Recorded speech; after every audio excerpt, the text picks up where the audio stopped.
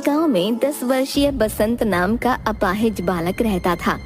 बसंत के पिता गांव के मुखिया थे। बसंत का बड़ा भाई बसंत को बिल्कुल भी पसंद नहीं करता था। इसी वजह से बसंत ज्यादातर घर के बाहर उदास रहता था। एक दिन की बात है, बसंत गांव में उदास बैठा हुआ था कि तभी उसकी ही उम्र का आकाश वहां पर अचानक गिर गया।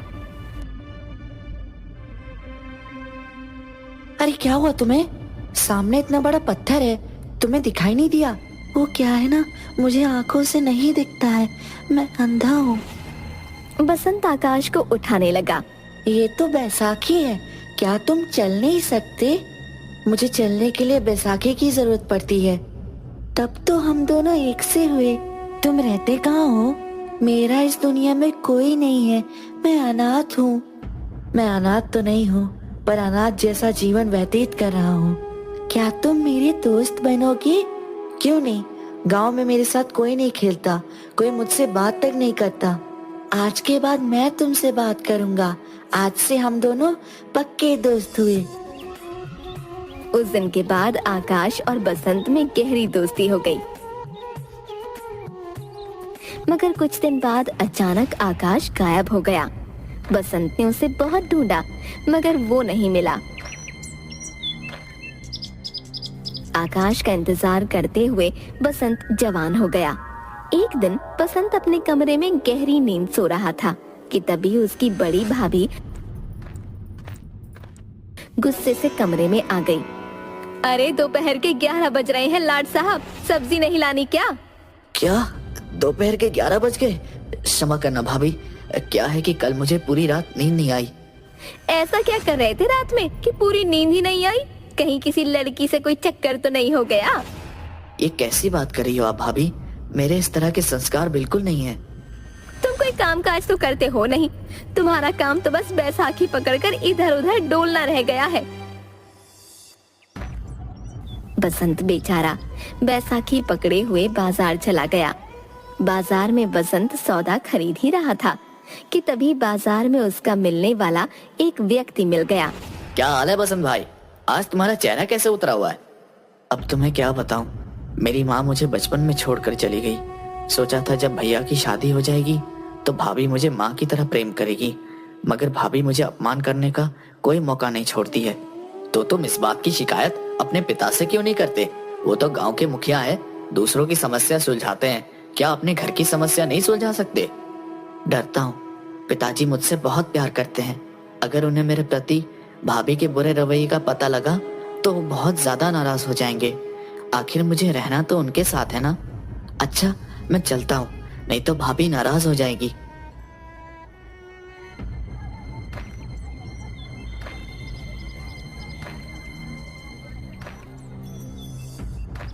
बसंत घर चला गया।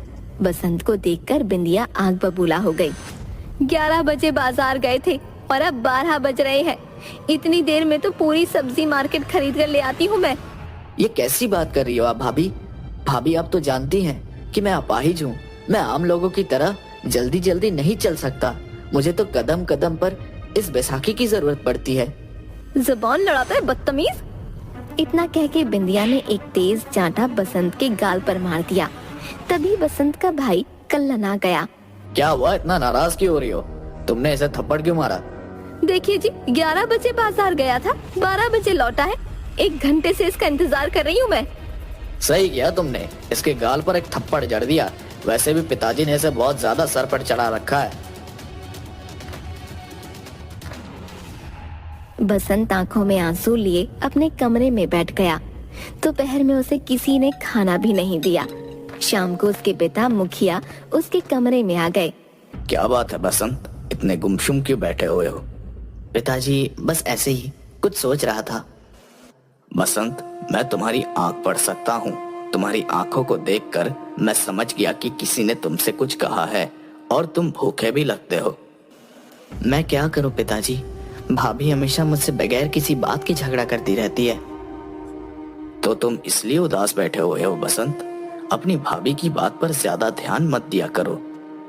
पिताजी, मैं उनकी बातों पर ज्यादा ध्यान नहीं देता, मगर आज भाभी ने मुझे बगैर किसी गलती के एक थप्पड़ मार दिया मुझे उनके थप्पड़ का बुरा भी नहीं लगा। पिताजी, बुरा मुझे इस बात का लगा कि थप्पड़ खाते हुए भैया ने भी देखा, मगर भाभी को डांटने की बजाय उल्टा ही वो मुझे अपमानित करने लगे। कभी कभी मुझे माँ की बहुत याद आती है पिताजी।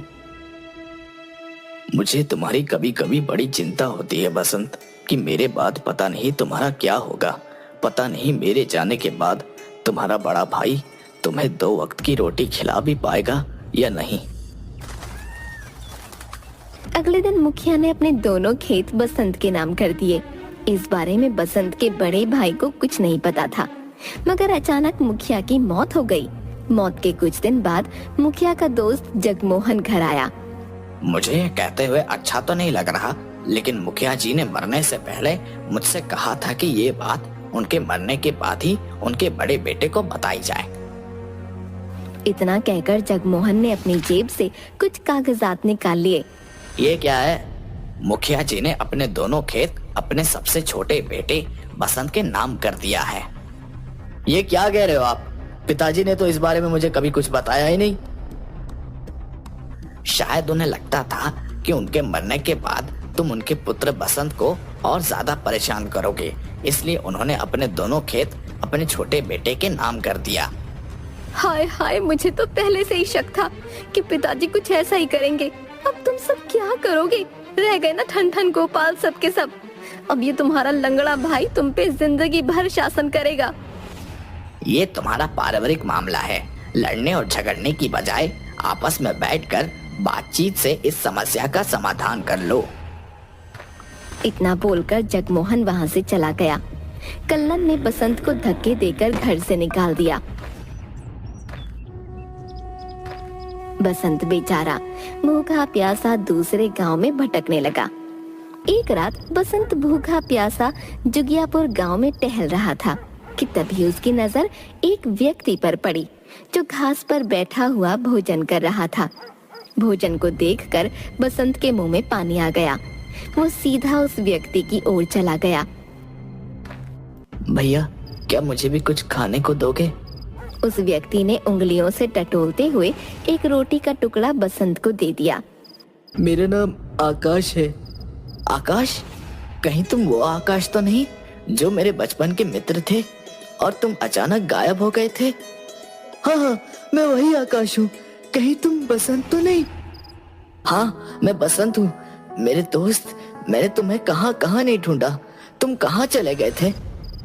अब तुम्हें क्या बताऊं बसंत, गांव के एक व्यक्ति ने मुझे सड़क पार करने का वादा किया और अपनी मोटरसाइकिल के पीछे बिठा लिया और वो मुझे इस गांव से बहुत दूर शहर में छोड़ आया। तब से मैं ऐसे ही भटकता हुआ फिर रहा हूँ और इतने वर्ष बाद आज यहाँ तक लौट आया हूँ। तुम बताओ, तुम यहाँ पर क्या कर रहे हो?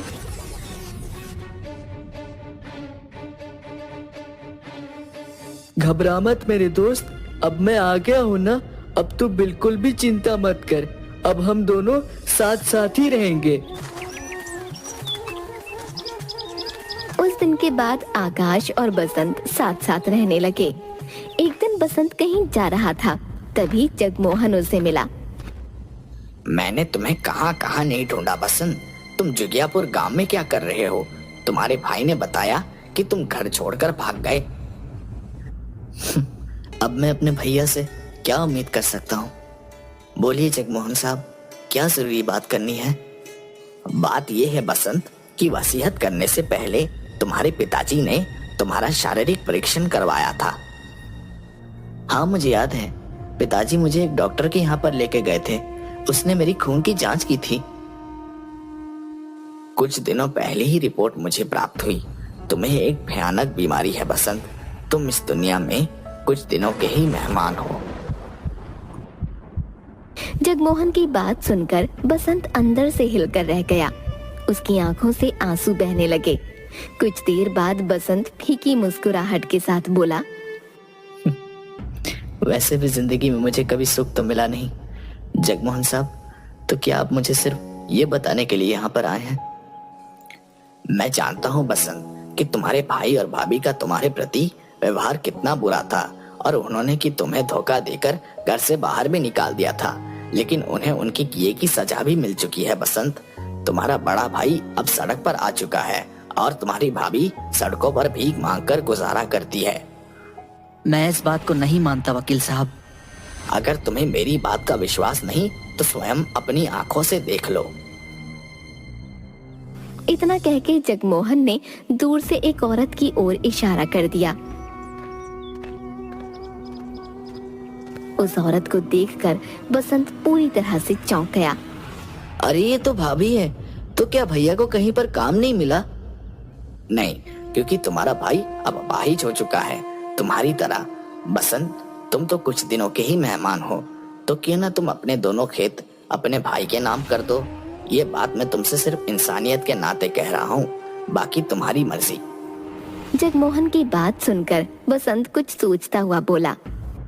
मैंने सोच लिया है जगमोहन चाचा, मुझे क्या करना चाहिए। आप घबराओ मत। मैं अपने भैया और भाभी को सड़क पर भीख मांगने नहीं दूंगा, लेकिन उसके बदले मैं आपसे कुछ चाहता हूँ। तुम मुझसे क्या चाहते हो? बसंत जगमोहन के कान में कुछ बताने लगा।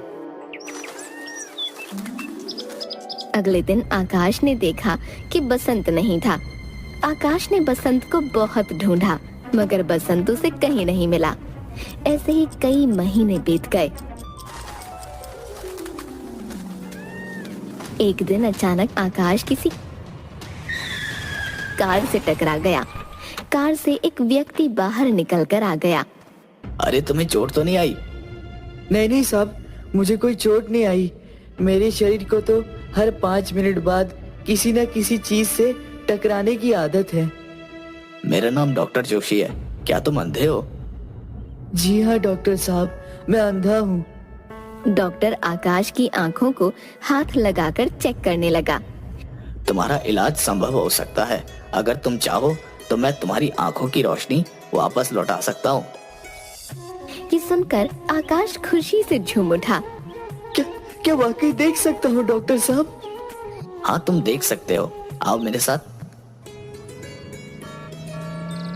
डॉक्टर आकाश को एक अस्पताल में लेकर आ गया। कुछ ही महीनों में आकाश को दिखाई देने लगा। ये लो आकाश, 10 लाख रुपए। अब तुम्हें सड़कों पर भीख मांगने की जरूरत नहीं है। आकाश ने उन 10 लाख रुपए का खाद का काम शुरू किया। कुछ ही समय में आकाश पैसों में खेलने लगा। अब वो एक बहुत अमीर व्यक्ति बन चुका था। कुछ सालों बाद आकाश डॉक्टर के घर पर आया। मैं भी तुमसे ही मिलना चाहता था आकाश। दरअसल मैं तुम्हें कुछ देना चाहता था। मैं आपको कुछ लौटाने आया हूँ। इतना कहकर आकाश ने 10 लाख रुपए डॉक्टर को दे दिए। मैं आपका एहसान जिंदगी भर नहीं भूलूंगा डॉक्टर साहब। दुनिया में एक तरफ जहां आप जैसे अच्छे इंसान मौजूद हैं जो मुझ जैसे व्यक्ति की मदद करते हैं, तो वहीं दूसरी तरफ मेरे मक्कार दोस्त की तरह जो बीच रास्ते में मुझे छोड़कर भाग जाता है। ये 10 लाख तुम्हारे हैं आकाश। मरने से पहले बसंत ने मुझे ये 10 लाख रुपए तुम्हें देने के लिए कहा था। डॉक्टर की बात सुनकर आकाश के पैरों तले जमीन खिसक गई। ये आप क्या कह रहे हैं? मैं बिल्कुल सही कह रहा हूँ। दरअसल बसंत को एक लाइलाज बीमारी थी और बसंत इस बारे में जानता था। मरने से पहले 10 लाख रुपए उसने मुझे तुम्हें देने के लिए कहा था। उसने मुझसे ये कहा था कि मेरे दोस्त से कहना कि मैं उससे आखिरी बार इसलिए नहीं मिल सका कि वो मेरे जाने की बात सुनकर दुखी ना हो जाए। आपने मुझे पहले क्यों नहीं बताया?